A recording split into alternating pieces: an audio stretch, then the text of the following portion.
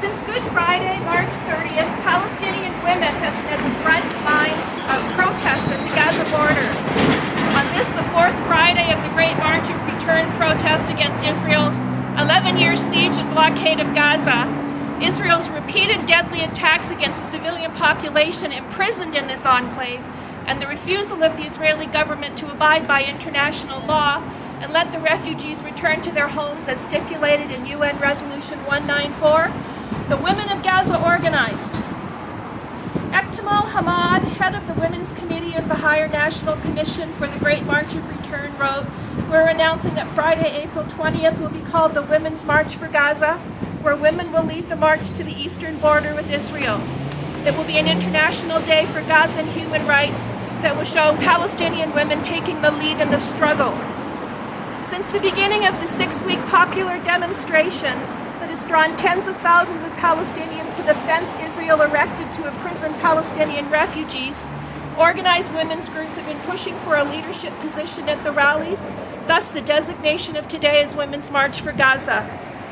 Of note, the Women's Committee honored the Palestinian girl Hind Abu Ola, 16, who became a symbol of women's struggle in the Quza area of Gaza, after rescuing 4 young men who were suffocating due to the tear gas bombs dropped on the front lines of the confrontation near the fence.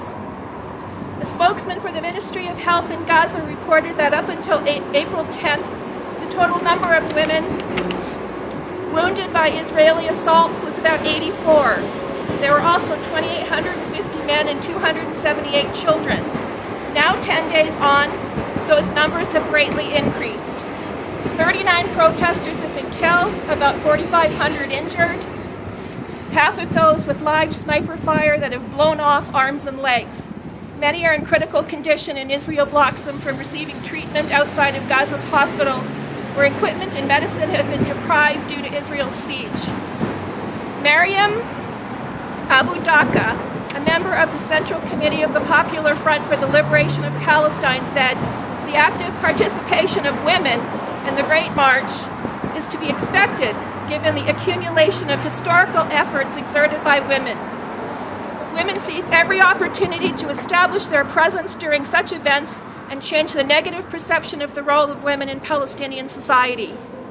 As we stand here today in front of our local Liberal MP Kent Hare's office, we say Calgary stands in solidarity with the women of Gaza in their struggle for freedom and justice, and we send them our love and wish them strength and courage.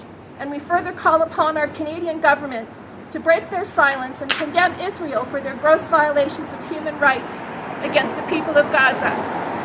Most strongly felt by the women, whose children and husbands the Israelis kill with impunity, whose homes have been devastated by bombs and bulldozers, and whose futures the Israeli military try to trample into the dust.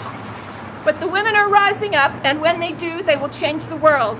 We join hands with our Palestinian sisters and say, let it be so.